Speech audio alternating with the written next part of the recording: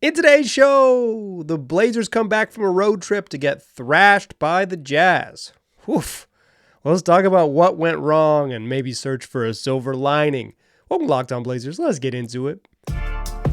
You are Locked On Trailblazers, your daily Portland Trailblazers podcast. Part of the Locked On Podcast Network, your team every day.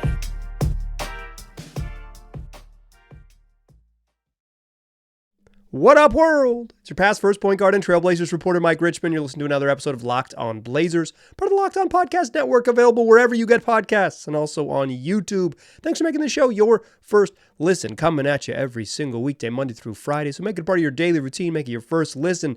It's Locked On Blazers, your team every day. In today's show, we're talking about a beatdown. Blazers got handled. They got handled by the Jazz. And we will get into all of what happened. The Jazz threw some junk defenses at the Blazers that they just absolutely could not solve. And then, this was a bad game. This was a game the Blazers were down 32 and were getting booed in the third quarter. But I think there's legitimately a silver lining here, and I will find it for you in the third segment. I didn't have to hunt too far to find it, but I'll find a legitimate silver lining in the third segment to close the show. But let's do what we do.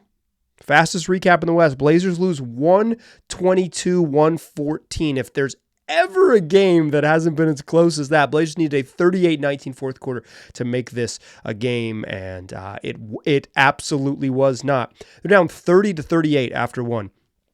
The Blazers get back DeAndre Ayton in this game. They get back Malcolm Brogdon, and still playing without Jeremy Grant.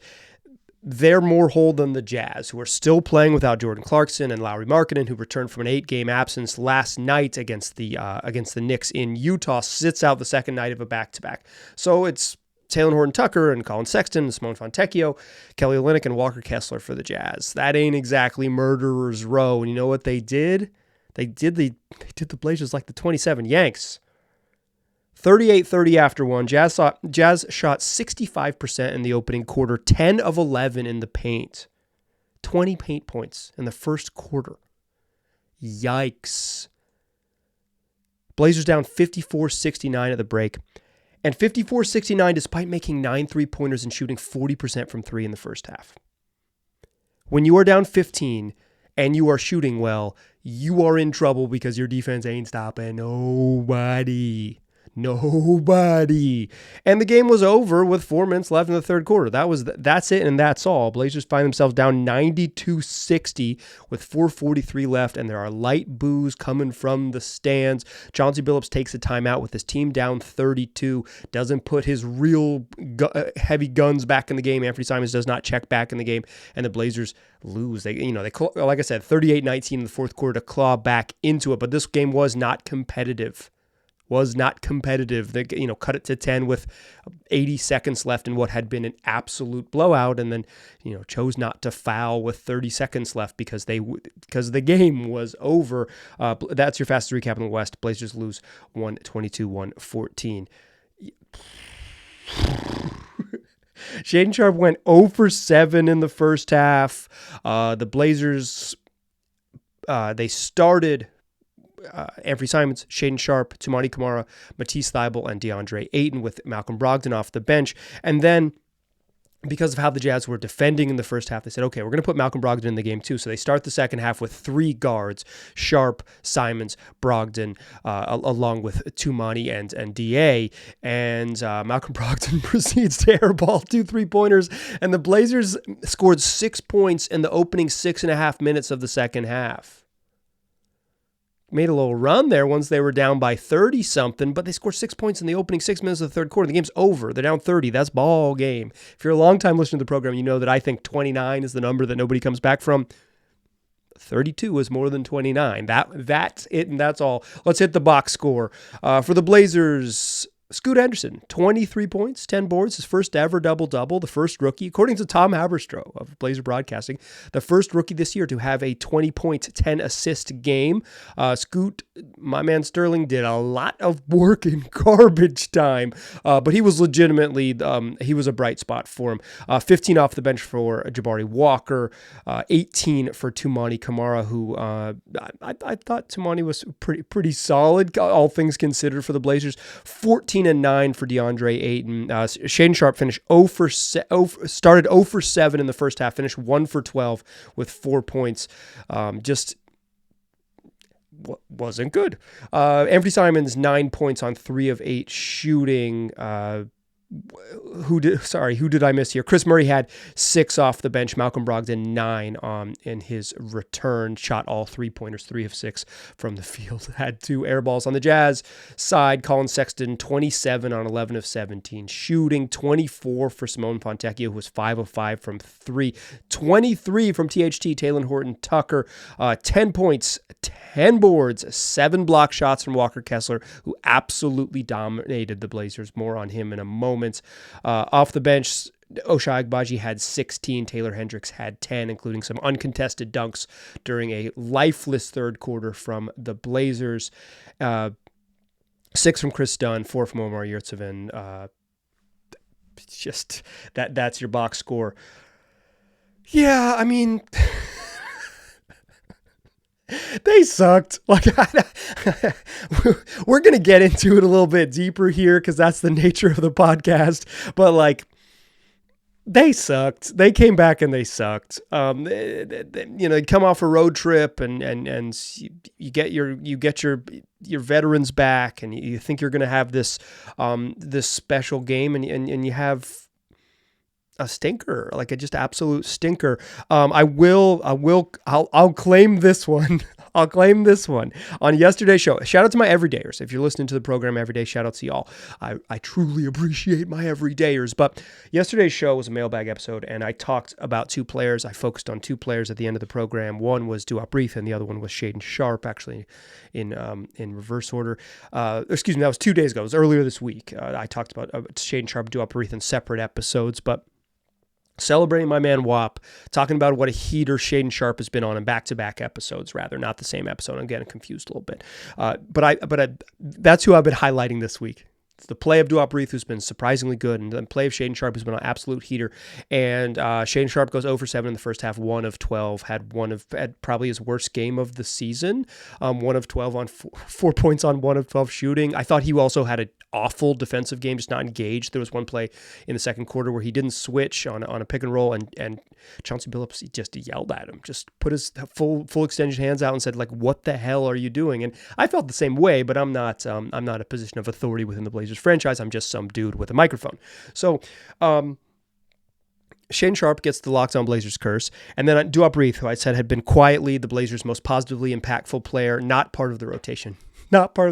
Ends up playing, and finishing with 15.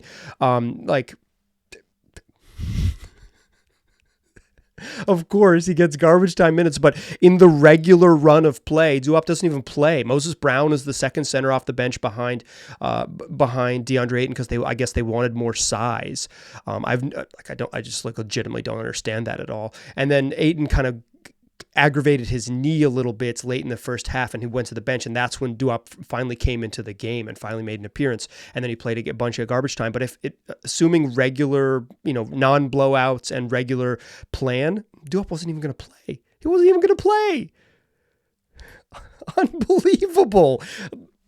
Locked On Blazers curse lives on. The Jazz won this game because they shot 50+% from the field through 3 quarters, and it wasn't particularly competitive.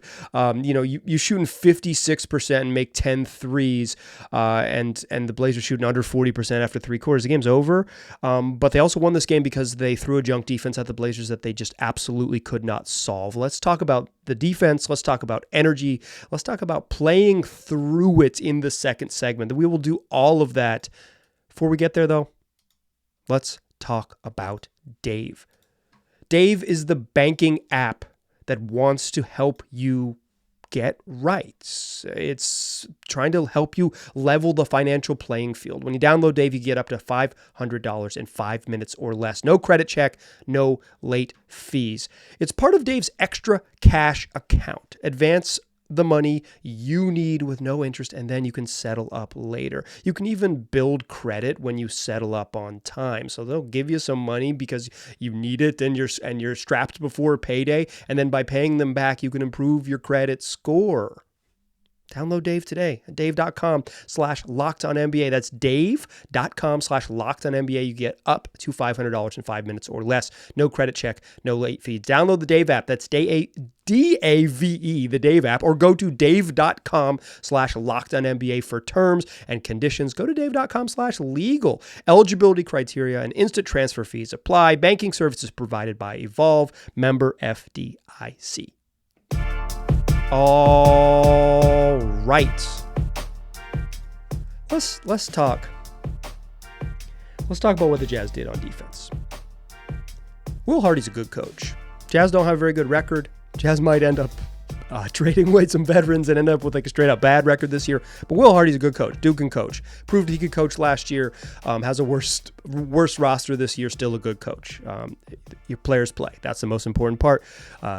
Will Hardy and when the Jazz get a bunch of good players, Will Hardy's going to look like a very good coach.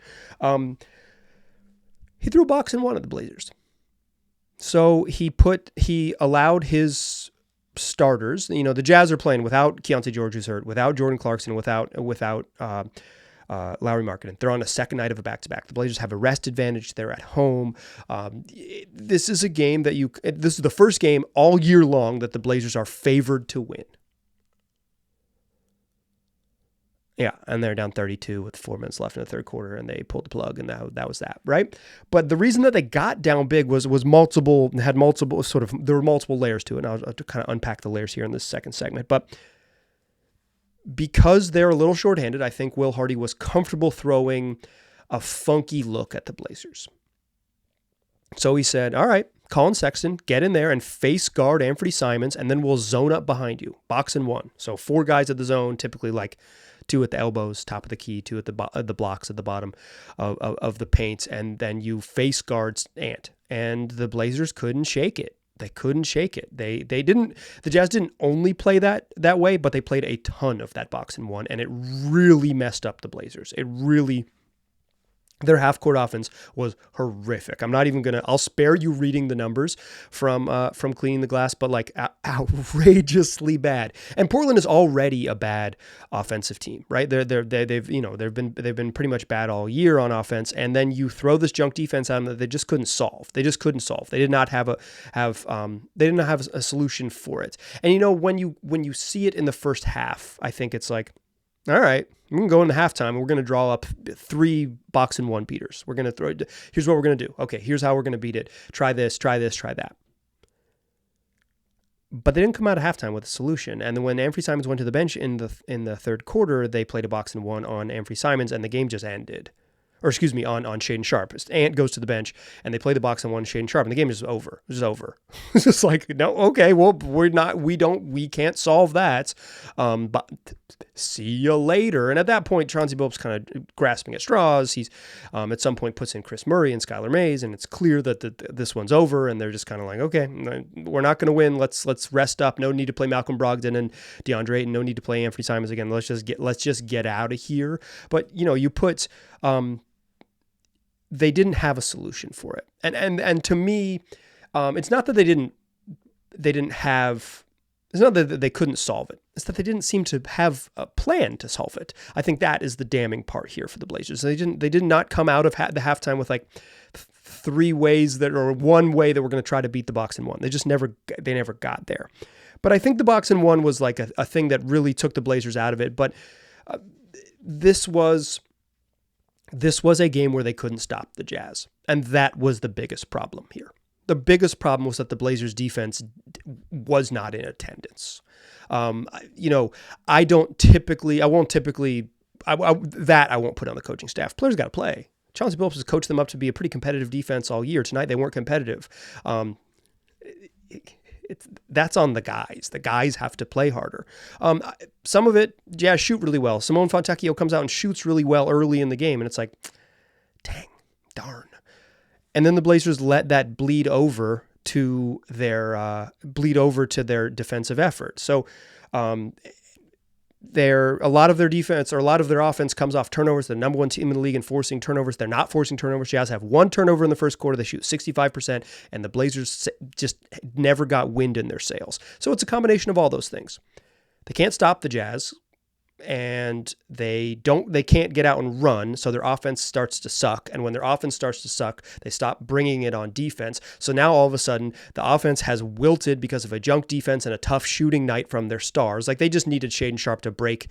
If Shaedon Sharpe breaks them out of the box and one because he's hitting shots, then they can't guard Ant that way, and it changes it. So, like, some of it is like Chauncey Billups just like, hey, Shea, it would be helpful if you made shots, but he couldn't. And then they didn't have any creative solutions to solve it beyond that.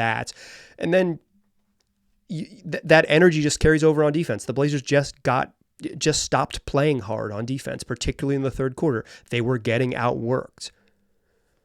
You let a hot shooting start bleed into a lack of effort, and then a lack of a plan from the coaching staff to beat a junk defense all comes together to a beat down. Just a classic bad energy, bad execution, bad plan, checking all the boxes, baby. That's how you lose by 30 in the NBA. And yeah, I understand that they ended up losing by 8, but they lost by 30. I know when the game was over. It was over with 4 minutes left in the third quarter, down 92-60 when the stadium was booing and Chauncey Billups decided to not put his starters back in the game. That's when the game was over. They lost it. It's hard to do, but they did indeed manage to lose it in 32 cool minutes. They didn't need to play the final 16. Stinker. I mean, there are going to be these nights, and I think it would be easy to sit here and say, Scoot Henderson had 23 and 10. And if there's a silver lining to this game, it's that the rookie found his pace. I don't want to take away from Scoot's box score. He factually had 23 and 10. A lot of that came when the game was over. Scoot Henderson is not my silver lining for this one. But I'll tell you who is, or what is. Join me in the third segment. I think there is a legitimate thing that you can feel good about from this game that isn't an impressive box score night from Sterling Scoot Henderson. So join me in the third segment to close the show, and I'll tell you what the real legitimate silver lining from this game is. Before we do that, stock Prize Picks. It's daily fantasy made easy. Prize Picks is the best way and the most fun way to play daily fantasy sports. I like it because when you open the app, you can make your picks quickly. Prize Picks right here in the ad copy wants me to tell you that you can do it in 60 seconds. You probably can make your picks in 60 seconds. Me, I'm a little more cautious. It probably takes me close to 90 seconds to 2 full minutes, but 2 full minutes, and I'm picking a ballot between 2 and 6 players, and all I'm selecting is more or less than the stats projections set by Prize Picks. I'm not playing against sharks. I'm not playing against the field. It's just me versus the numbers. You can play a whole bunch of different sports, and if you're into it, Prize Picks even has a new setup where you can play multiple sports and combo picks. So if you want to pick 3-pointers made by Travis Kelce, or 3-pointers made by LeBron James and receptions by Travis Kelce, they got a lane for you. But for me, I'm playing the NBA. Points, rebounds, assists. Prize Picks sets the stat projections. I'm going more or less than those stat projections. And right now, if you want to get involved and have fun like I do, you can go to prizepicks.com/LockedOnNBA and use the code LockedOnNBA for a deposit match up to $100. They want to match your first deposit you're making dollar for dollar up to $100. So if you're feeling froggy, put in $100. If you're feeling a little cautious, put in $98. If you're feeling truly cautious, put in $10. They're going to match you whatever you put in, but you got to go to prizepicks.com/LockedOnNBA to get involved. It's Prize Picks, daily fantasy made easy. All right, still a pass first point guard, still Mike Richmond. You're still listening to Locked On Blazers. Scoot Henderson was good when the game was over. legitimately good. He had a couple cool dunks. He had a nice pass inside to Jabari Walker. He made a 3-pointer. He had a good game. He had 23 and 10. Like he did indeed. Never mind that it came against Omer Yurtseven, because when the Jazz were playing full strength and they were playing Walker Kessler behind that, like box and one with Walker Kessler manning the paint, just dominated the game. He was so freaking good. I have watched the Jazz play a bunch this year. I think that was the best defensive game I've seen Kessler play. Most impactful, I should say, defensive game I've seen him play. He was great. It's great. And it allowed them to play that funky defense because he just zoned up and covered up the rim and said, you're either going to make threes and beat us or you're going to drive right into the teeth. And you'll recall the last time Walker Kessler played the Blazers, he got crammed on twice in crunch time. The thing about shot blockers is you got to just live with getting crammed on. And once the Jazz, pulled him and it was Omer Yurtseven and et al. To close the game, Scoot Henderson dominated against lesser competition. It's what you want to see. I don't think we should move the goalpost for Scoot. He just needs to play well, played well, good. But to me, that's not the silver lining. It's garbage time rhythm that you hope carries over. And when it does carry over, I'll celebrate it and I'll say something like, hey, maybe those garbage time minutes against the Jazz helped him find his confidence. Maybe helped him find his pace. Maybe helped him find the ability to, get out and dunk in the half court. Some things we haven't seen him do. All that stuff's good. Here's my honest to goodness silver lining from this game, though.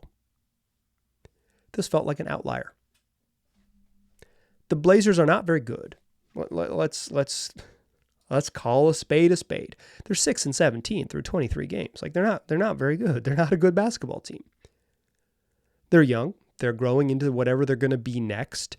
But right now in this season, they're probably bad.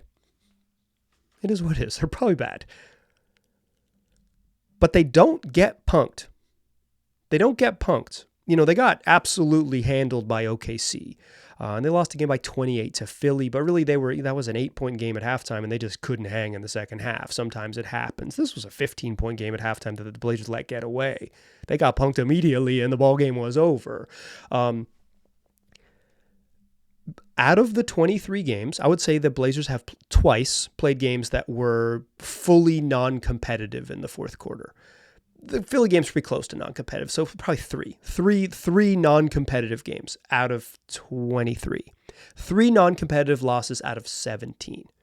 This isn't who they are. They are a team, and I've said this on the podcast, and I'll repeat it here, is like they have been rarely out of games and rarely in games. They're just kind of hanging around. They're down by 8 or 12 forever, but they don't get punked. They don't lose based on effort. They play hard enough to keep themselves in games.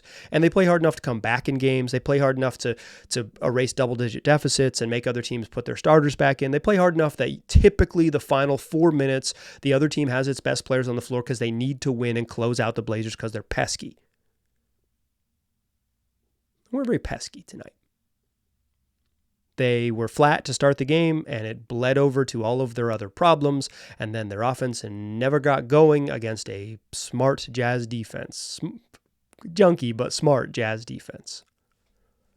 It's hard to beat a box and one when you have that really good zoned-up center at the rim waiting to ruin things and, block shots out on the perimeter. He blocked a 3-pointer in this game, too.